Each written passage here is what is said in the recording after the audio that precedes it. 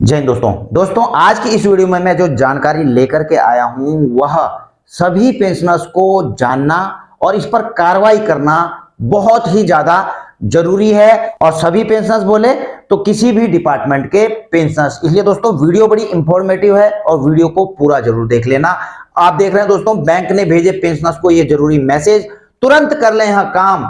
स्पर्श bank PCDA circular number 134। जी हाँ दोस्तों, मैं सबसे पहले जो है एक मैसेज की बात करूंगा जो कि बैंक के द्वारा पेंशनर्स को भेजा गया। अब ये मैसेज है क्या दोस्तों, आप देख रहे हैं एक दो दिन पहले जो है ये मैसेज कई पेंशनर्स को प्राप्त हुए हैं कि please visit home branch and submit form A for pension lifetime arrears LTA nomination PNB. जी हाँ दोस्तों, पीएनबी की तरफ से जो है अपने पेंशनर्स को यह मैसेज भेजा गया है। अब आप सोच रहे होंगे दोस्तों कि यह फॉर्म ए क्या है या फिर यह pension lifetime arrears LTA nomination क्या है। देखिए दोस्तों, आज की इस वीडियो में मैं आपको यही चीजें जानकारी देने वाला हूं और बड़ी महत्वपूर्ण है दोस्तों। और इसमें मैं क्या क्या बताऊंगा, महत्वपूर्ण कवर करूंगा जो आपको उसमें है दोस्तों। एलटीए नॉमिनेशन आखिर है क्या, ठीक है ना, और यह क्यों जरूरी है करना हर पेंशनर्स को। दूसरा, बैंक अकाउंट नॉमिनी, क्या एलटीए नॉमिनी और बैंक अकाउंट नॉमिनी एक ही होता है या फिर अलग अलग होता है, इनमें क्या फर्क है, इसको भी बताऊंगा दोस्तों। और तीसरी चीज, बैंक में या फिर स्पर्श में या फिर जहां से भी आप पेंशन ले रहे हैं, जो आपकी पेंशन डिसबर्सिंग एजेंसी है, उसमें आपने एलटीए नॉमिनी किस प्रकार से करना है। और दोस्तों, अगर आपने बाई चांस जो है एलटीए नॉमिनेशन नहीं किया है तो ऐसे में दोस्तों पीसीडीए का सर्कुलर नंबर 194 क्या कहता है कि आपने किस प्रकार से कार्रवाई करनी है, तो इसमें इसको भी इस वीडियो में मैं आपको क्लियर करके बताऊंगा। अच्छा दोस्तों, एलटीए नॉमिनी को समझने से पहले जो है आपको एलटीए को समझना जरूरी है कि एलटीए यानी कि लाइफ टाइम एरियर आखिर है क्या। इसको सिंपल भाषा में समझिए दोस्तों कि यदि किसी पेंशनर्स का या फिर फैमिली पेंशनर्स का पेंशन में कुछ एरियर, पुराना एरियर ड्यू है और वह एरियर मिलने से पहले उनकी मृत्यु हो जाती है तो वह एरियर लाइफ टाइम एरियर कहलाता है। और इसके लिए जो आप नॉमिनी अपॉइंट करते हैं पेंशन डिसबर्सिंग एजेंसी में, वह होता है दोस्तों एलटीए नॉमिनी। आप इसको सिंपल भाषा में इसका एग्जांपल समझिए दोस्तों। देखिए, जैसे ओआरओपी का है, आपको पता है ओआरओपी हो गया, सर्कुलर 568 हो गया, या फिर जो पे कमीशन होते हैं। अब आप इसको ऐसे समझिए, देखिए जैसे ओआरओपी का था, आपने पता है सेकंड रिवीजन हुआ 2019 से यह लागू हो गया था, लेकिन मिला कब, 2023-24 में जाकर इसका एरियर मिला। तो हो सकता है दोस्तों इस दौरान यानी कि 19 से लेकर के जो है 22-23 में कुछ पेंशनर्स की मृत्यु भी हो गई होगी।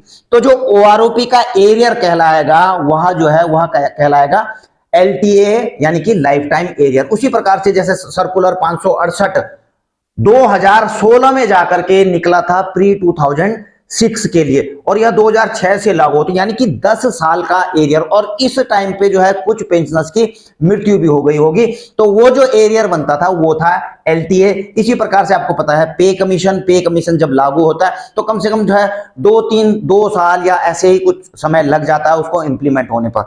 तो जो भी बीच का वह समय है, इस दौरान जो है जो भी उनका एरियर बनता है और पेंशनर्स की मृत्यु हो जाती है तो वह हो जाता है एलटीए।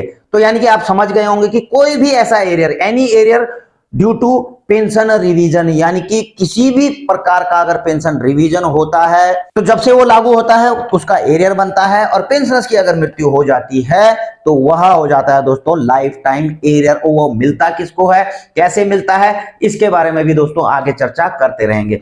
तो एलटीए नॉमिनी दोस्तों जो जिनको यह प्राप्त होता है वो किसको प्राप्त होता है, जो कि आपने इसके लिए पेंशन डिसबर्सिंग एजेंसी में जो है नॉमिनी अपॉइंट किया हुआ होगा। ठीक है, इस बात को आप समझ गए कि एलटीए नॉमिनी क्या है। अब आप सोच रहे होंगे दोस्तों कि क्या जो बैंक में आपका अकाउंट है जिसमें आपकी पेंशन आती है उसमें आपने नॉमिनी बनाया हुआ है, तो क्या उसको जो है यह लाइफ टाइम एरियर जो है वो उसको मिल जाएगा या नहीं मिलेगा। देखो, इस चीज को भी मैं आपको क्लियर कर दूं। जो आपका पेंशन अकाउंट होता है दोस्तों, आप उसमें एक नॉमिनी अपॉइंट करते हैं, और कहां पर जाकर के करते हैं, बैंक या ब्रांच में।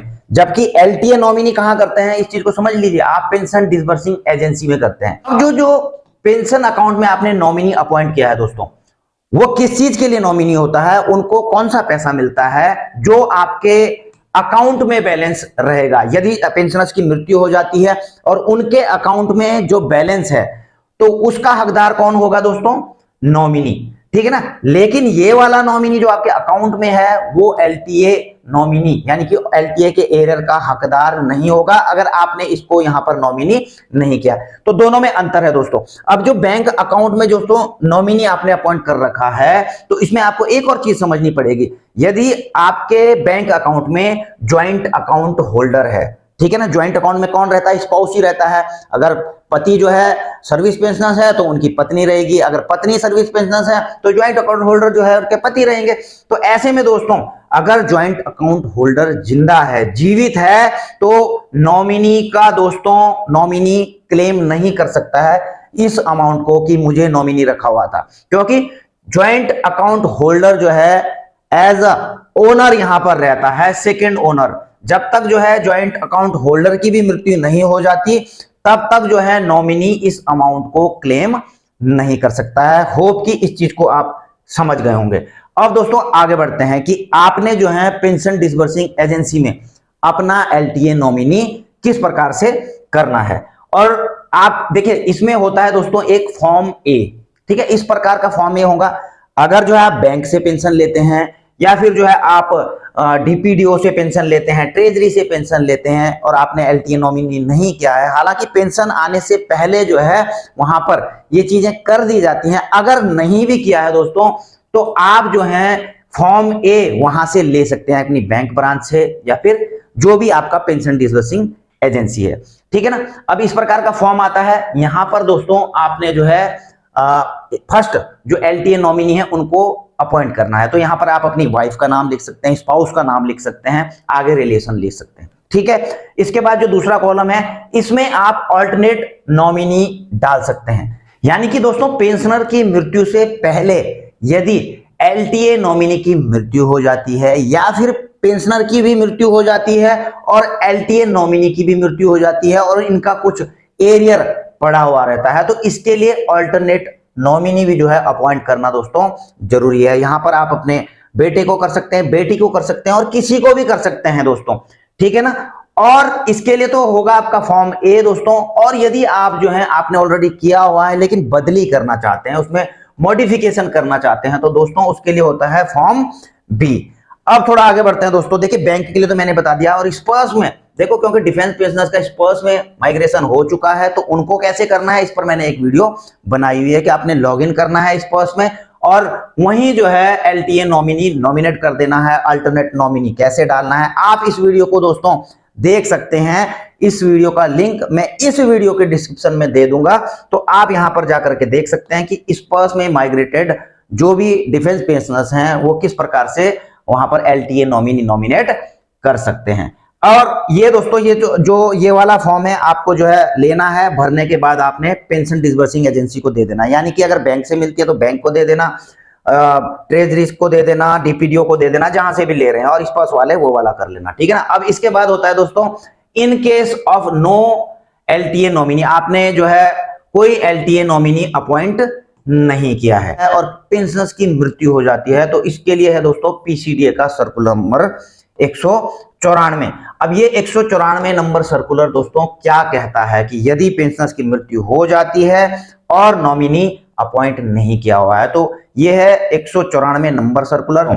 और यहां पर देख रहे हैं इसका subject payment of arrears of pension in case where valid nomination has not been made under the payment of arrears of pension nomination rule 1983। और दूसरा payment of arrears of family pension. जी हाँ दोस्तों, अगर फैमिली पेंशन ले रहे हैं उनकी मृत्यु हो जाती है तो जो लाइफ टाइम एरियर है वो किसको मिलेगा, कैसे मिलेगा, इन चीजों का जो है यहाँ पर नियम बताया गया है। और दोस्तों इसके regarding ministry of defence department of ex serviceman welfare ने ऑलरेडी जो है लेटर या आदेश जारी किया है। अब देखिए वो क्लेम कैसे होगा जिसमें जो है एलटीए नॉमिनी अपॉइंट नहीं है, बड़ा महत्वपूर्ण है दोस्तों, इसको देखिए।